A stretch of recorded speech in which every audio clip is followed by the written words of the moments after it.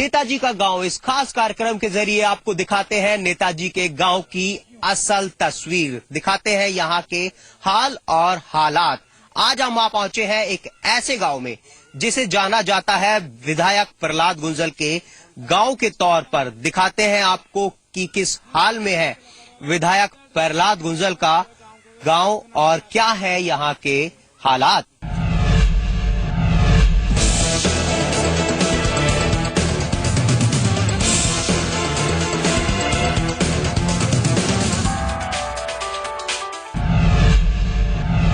बिजली, पानी, सड़क, रोजगार, गांव में आवागमन के साधन, ये सब बताते हैं गांव के विकास को, दिखाते हैं गांव के विकास के पैमाने को। तो इस गांव में आवागमन के जो साधन है वो बहुत सीमित है। ऐसे में लोग यहां पर उबड़ खाबड़ रास्ते के जरिए पहुंचते हैं, अपने ही साधन संसाधनों के जरिए। गांव के अंदर चलते हैं और देखते हैं यहां पर क्या है विकास और यहाँ के लोग यहाँ के नेताजी के बारे में क्या कहते हैं, और रूबरू होते हैं हर चीज से, दिखाते हैं गांव की हर तस्वीर। नेताजी प्रहलाद गुंजल, विधायक कोटा उत्तर, गांव धर्मपुरा।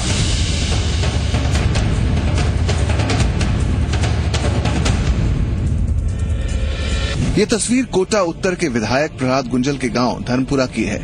कोटा शहर से महज 12 किलोमीटर की दूरी पर उनका ये पैतृक गांव है। पहले हम आपको विधायक जी के गांव के बारे में बताते हैं।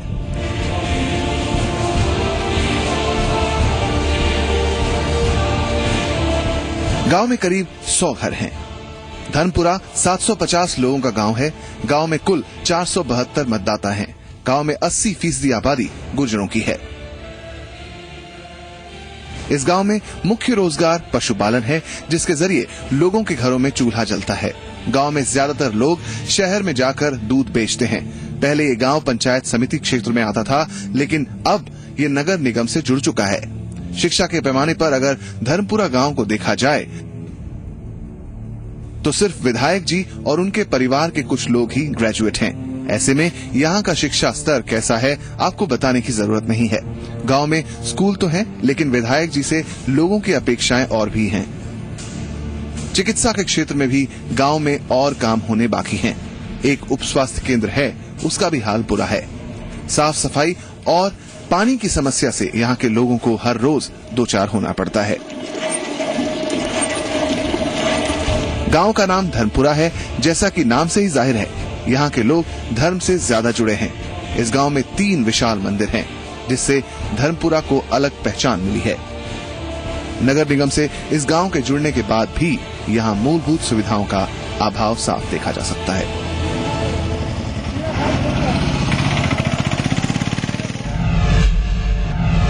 नेताजी का गांव आपको दिखा रहे हैं, तो सबसे पहले बात हो जाए बचपन की, बच्चों की। और यहाँ पर बच्चे हैं जो कि ट्रैक्टर जिनके हाथों में है, और देख सकते हैं आप पीछे ट्रॉली में भी कुछ बच्चे हैं, और साथ में जो इस ट्रैक्टर के चालक बने हुए हैं ये भी किसी भी लिहाज से बच्चा ही है।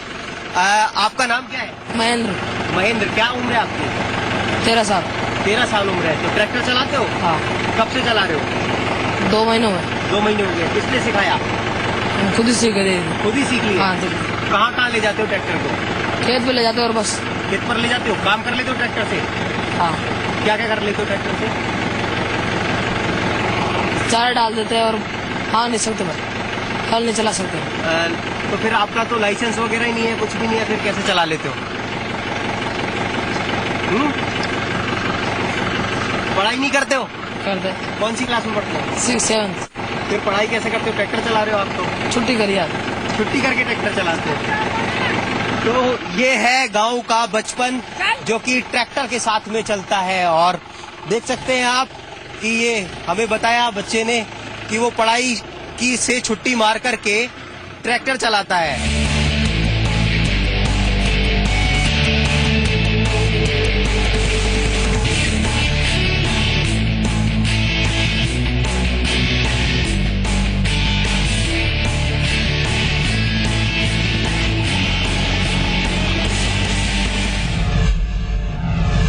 गांव के हालात दिखा रहे हैं, तो हालात कुछ इस तरह से सामने आए यहाँ पर कीचड़ भी है, गंदगी भी है और देख सकते हैं आप ये गांव को अंदर ले जाती हुई सड़क है, जिसके जरिए आपको अंदर ले चलते हुए गांव के हालातों को समझाने की कोशिश करते हैं।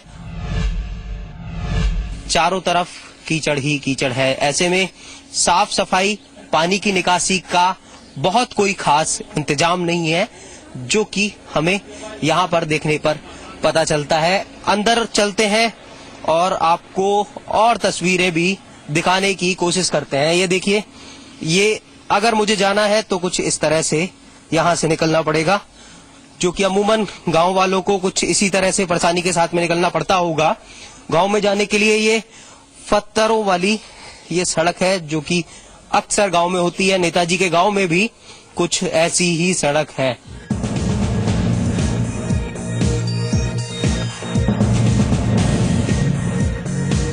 गांव के जो घर है, यहाँ पर कुछ कच्चे और कुछ पक्के दोनों तरह के मकान हैं। यहाँ पर देख सकते हैं आप कि बहुत ज्यादा गांव का विकास नहीं हुआ है। कच्चे और पक्के दोनों तरह के मकान हमें यहाँ पर देखने को मिल रहे हैं, जो गांव की तस्वीर को लेकर के आते हैं। बहुत पुराना गांव है और यहाँ पर अगर रोजगार की बात की जाए तो दूध बेच करके यहाँ पर लोग अपना जीवन यापन करते हैं। पशुपालन यहाँ का मुख्य जो रोजगार है वो यहाँ पर है।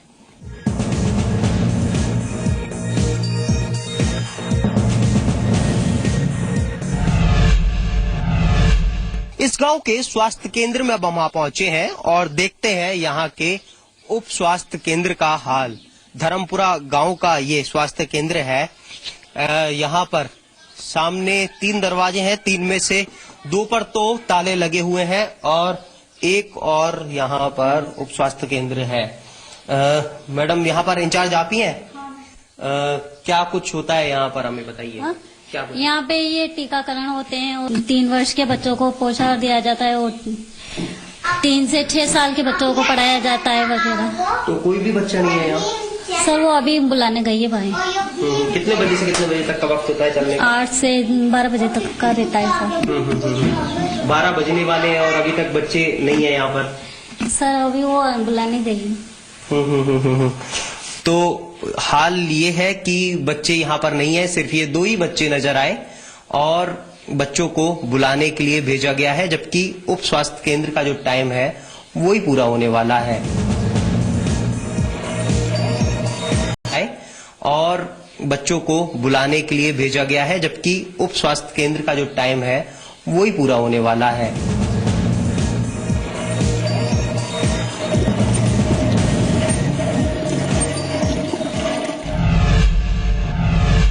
पानी किस तरह से भरते हैं आप? यहाँ पे हैंडपंप भी खराब हो रहे हैं और एक दूसरे की मोटरों पे से पानी भर लेते हैं। हैंडपंप से किस तरह से आप देख रहे हैं, बड़ी देर में पानी आया? हाँ, अभी गर्मी पड़ रही है ना तो पानी इनमें कम हो गया है थोड़ा। जब बरसात होती है तब जाके पानी आता है इनमें। नल वगैरह नहीं है गाँव में? नहीं, यहाँ पे कुछ भी नहीं है। पानी की किल्लत ऐसी है कि हर किसी को पानी के लिए जद्दोजहद करनी पड़ती है, पानी के लिए परेशान होना पड़ता है। गांव की महिलाएं दूर दूर जाकर के पानी लेकर के आती हैं, या तो हैंडपंप से पानी लाया जाता है या फिर दूर जाकर के किसी मोटर से पानी लाया जाता है। पानी के लिए जाना चाहेंगे, कितना परेशान होना पड़ता है आपको? हमें ये गर्मी परेशान होनी पड़ती है बस। क्या नल नहीं है? नहीं, बस वो हैंडपंप चलता है। फिर क्या है कि गर्मी में नहीं चलता हुआ। गर्मी में हैंडपंप भी बंद हो जाता है। हाँ। देखिए तो हालात। हाँ, बरसात हुई थी ना, इसलिए जरूर चल रहा है वो हैंडपंप। नहीं तो क्या है कि उंदर आता है और बहुत ज्यादा परेशानी हो जाती है। बेमौसम बारिश हुई तो हैंडपंप में पानी आ गया, नहीं तो हालात विकट हो जाते। आपसे जानना चाहेंगे, पानी के लिए कितनी दूर से पानी लाना पड़ता है, परेशानी होती होगी? बहुत दूर जाना पड़ता है और बहुत दूर पानी मिलते है, मेरे को पानी नहीं मिलते है यहाँ। दिनचर्या कुछ ऐसी रहती है कि जो ज्यादातर पूरा वक्त है वो पानी लाने ले जाने में ही बीत जाता है, वक्त पानी लाने में बीत जाता है। ऐसे में नल नहीं है, ये बड़ी परेशानी है इस गांव की। नेताजी के गांव की सड़कें, नेताजी के गांव की सफाई, नेताजी के गांव के घर और उप स्वास्थ्य केंद्र आपने देखा। अब वक्त है एक छोटे से ब्रेक का। ब्रेक के बाद आपको दिखाते हैं और भी बहुत कुछ।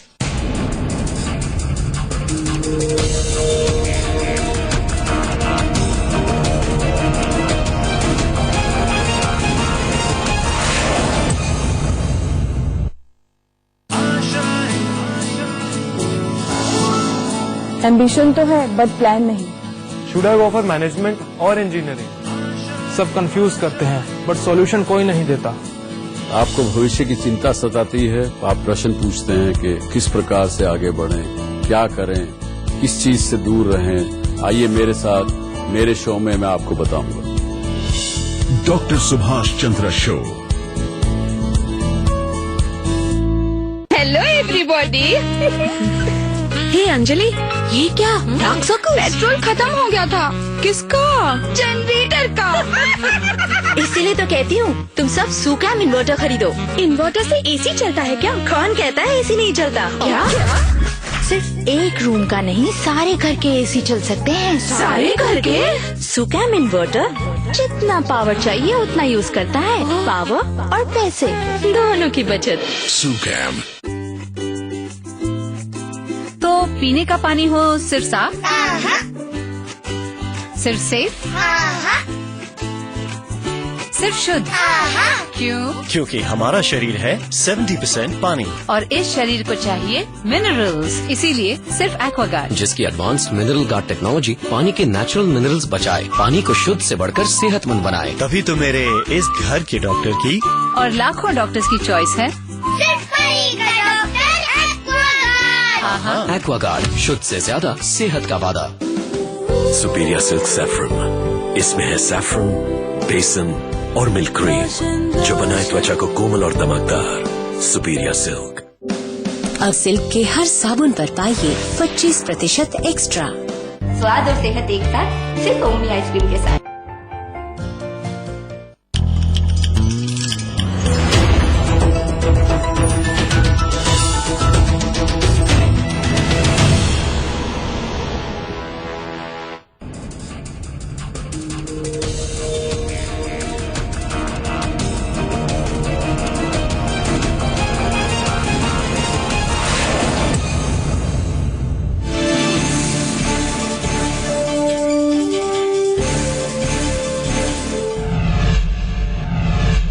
अब नेताजी के गांव में शिक्षा की स्तर की कर ले तो गांव के स्कूल में अब हम पहुंचे हैं।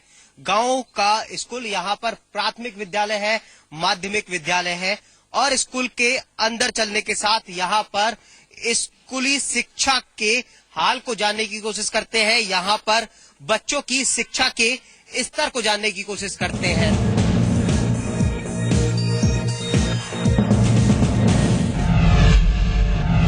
कैसा खाना मिलता है? अच्छा। अच्छा, क्या क्या मिलता है रोज? चावल रोटी। अभी क्या क्या मिला है? अभी दाल और रोटी। जो भी भोजन सामग्री इन बच्चों को देनी होती है वो इन तमाम बच्चों को मिलती है उनका पेट भरने के लिए। इसी के साथ में चलते हैं स्कूल की किसी क्लास में और जानने की कोशिश करते हैं कि वहां पर कैसे कुछ बच्चों की पढ़ाई चल रही है। यहाँ पर भी ताला लगा हुआ है। ये स्कूल का क्लासरूम है, यहाँ पर भी ताला लगा हुआ है। ये स्कूल के क्लासरूम में आप पहुंचे हैं, खाली है, बच्चों के बैग रखे हुए हैं लेकिन यहाँ पर स्टूडेंट्स नहीं है। आपसे जाना चाहिए, क्या नाम है आपका? इंदिरा। कौन सी क्लास में पढ़ते हैं? 9th में।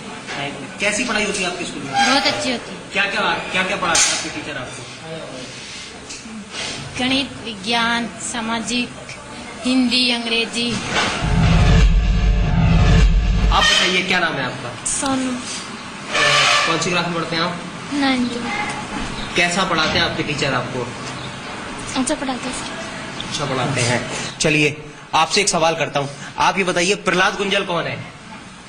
प्रहलाद गुंजल विधायक। विधायक है। कहाँ, आपके गांव से ही है? हाँ। आते हैं कभी आपसे बातचीत करने के लिए? आते हैं?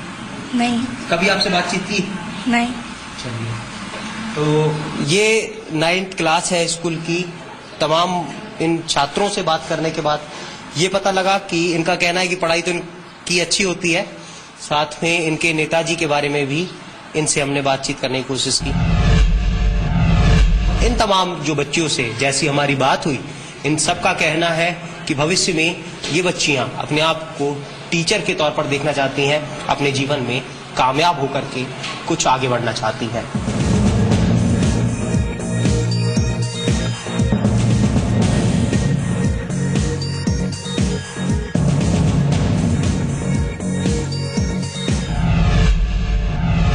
धर्मपुरा गांव की एक और खास पहचान है। ये पहचान यहाँ पर दिलाते हैं यहाँ के मंदिर। यहाँ पर खास तौर पर नेताजी ने बड़े बड़े मंदिरों का निर्माण करवाया है। एक देवनारायण जी का मंदिर है, एक नारसिंगी माता जी का मंदिर है और एक और ठाकुर जी का मंदिर है। तो कुल इस तरह से यहाँ पर 3 विशाल और भव्य मंदिर हैं जो इस गांव को अपने आप में एक खास पहचान दिलाते हैं।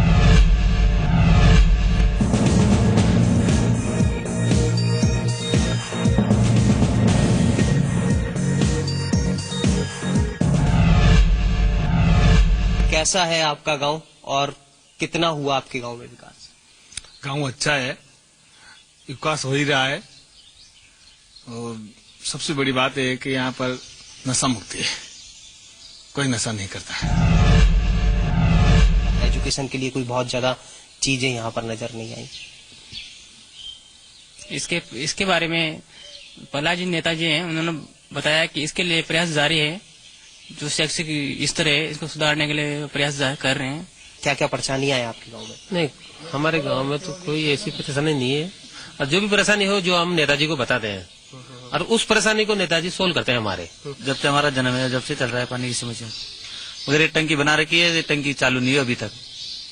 अब ये चालू हो जाएगी तो हमारी समस्या सोल्व हो जाएगी, मगर ये चालू होने में पता नहीं कितना टाइम। पानी के लिए कितना परेशान होना पड़ता है? बहुत परेशान होना पड़ता है पानी के लिए। गांव में रोजगार के लिए क्या साधन है? गांव के जो युवा हैं वो रोजगार के लिए क्या करते हैं? जैसे है गांव में रोजगार के लिए तो क्या जैसे कर ही रहे लोग, जैसे पशुओं का और खेती का कृषि का काम है तो लोग इसमें जुटे रहते हैं। तमाम गांव के लोगों के साथ में जाना, जाना गांव की परेशानियों को। अब रुकते हैं एक छोटे से ब्रेक के लिए। ब्रेक के बाद आएंगे तो फिर जानेंगे नेताजी से गांव के बारे में, गांव के विकास के लिए उन्होंने क्या कुछ किया। कई सवालों के साथ में ब्रेक के बाद नेताजी से सवाल।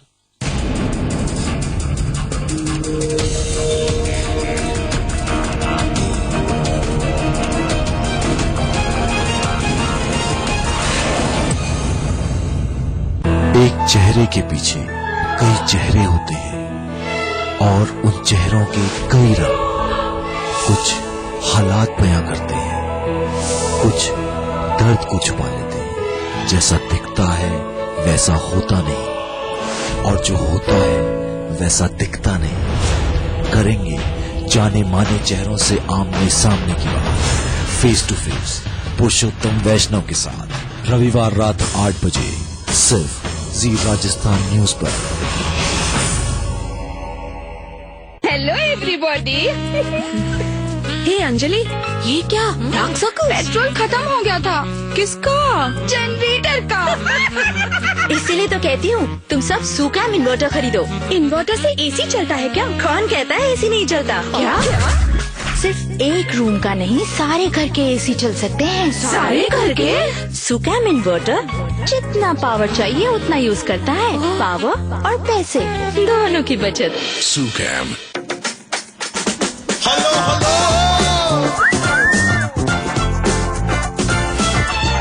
इतना स्टाइलिश की सीटी तो बजेगी अपने आप। स्टार सिटी प्लस और इसका 110 सीसी इको थ्रस्ट इंजन भी बेहतरीन पिकअप स्टाइल से। नया TVS star city plus, style का नया स्टार। ब्रो ये दे दे। किसको? डैड को। ये जो HD बॉक्स लाए हो इसमें तो सिर्फ क्रिकेट चैनल HD में आएंगे, डैड के फेवरेट नहीं। बढ़ के आया पढ़ा ले बच्चों। Dish to HD plus, maximum HD channels including dad's favourite. तो वो इतने गुस्से में क्यों है? बड़े वाला तो रिस्पॉन्सिबल है, टेंशन छोटे की है। गर्ल्स कॉलेज दे अगे पीछे घूमता रहता है खोता। पता ले बच्चों। हब क्रिकेट के साथ पाएं मैक्सिमम HD चैनल्स, आप भी हैप्पी और फैमिली भी। प्लान्स तो बहुत है, but how do I succeed? MBA तो कर लिया, अब जॉब का क्या? मैं कुछ बनना चाहती हूँ, बट उसका रास्ता क्या है? आज की युवा पीढ़ी में बहुत कंफ्यूजन है। आपके मन में लगता है कि आपके प्रश्नों के जवाब देने वाला कोई नहीं, तो आइए मेरे साथ मेरे शो में मैं आपको रास्ता दिखाऊंगा। Doctor Subhash Chandra show.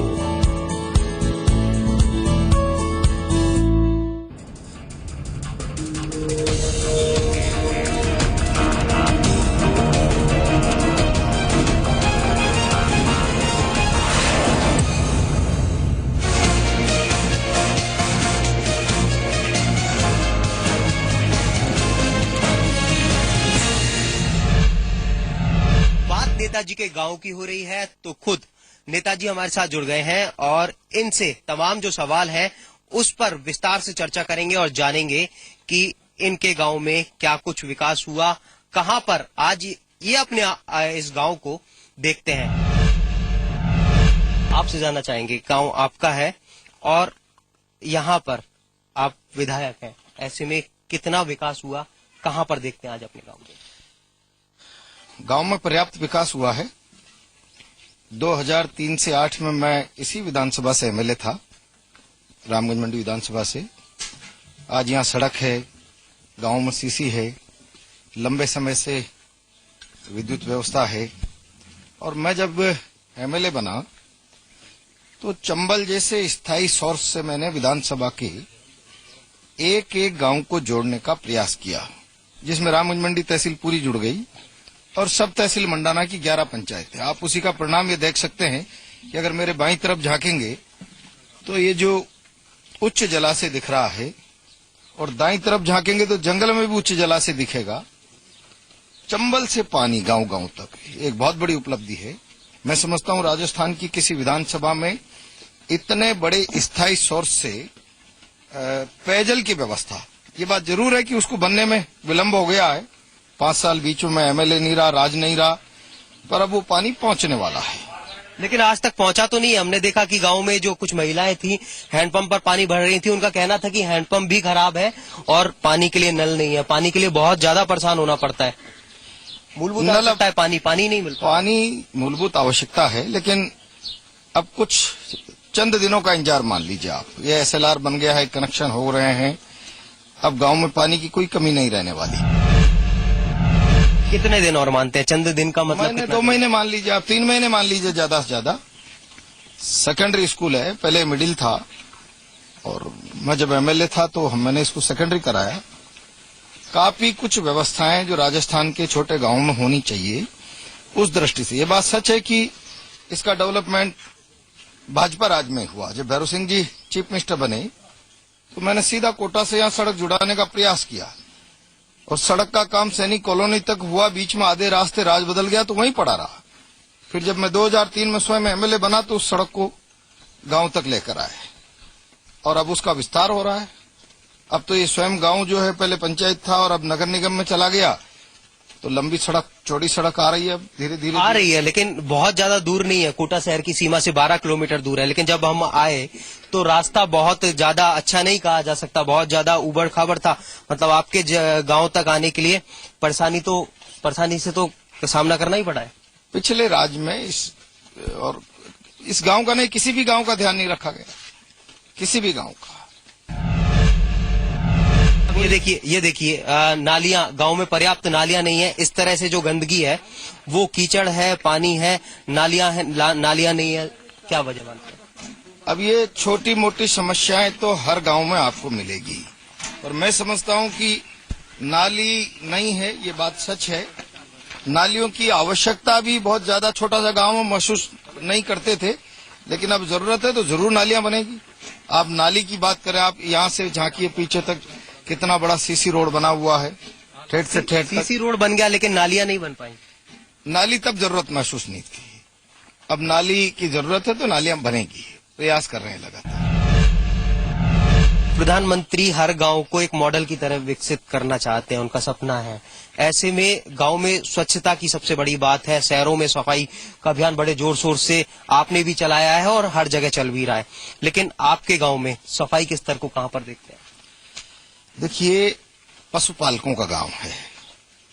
शुद्ध रूप से यहाँ की आजीविका खेती और पशुपालन पर निर्भर है, और जहाँ पशु होते हैं एकदम आप स्वच्छता की कल्पना नहीं कर सकते। गाय रहेगी, भैंस रहेगी, गोबर होगा, पेशाब होगा, लेकिन उस सब के बाद भी ये सब होते हुए गाय, भैंस, पशुपालन, चारा, खेत खलिहान, मैं समझता हूं कि फिर भी एवरेज में इस गांव में स्वच्छता है।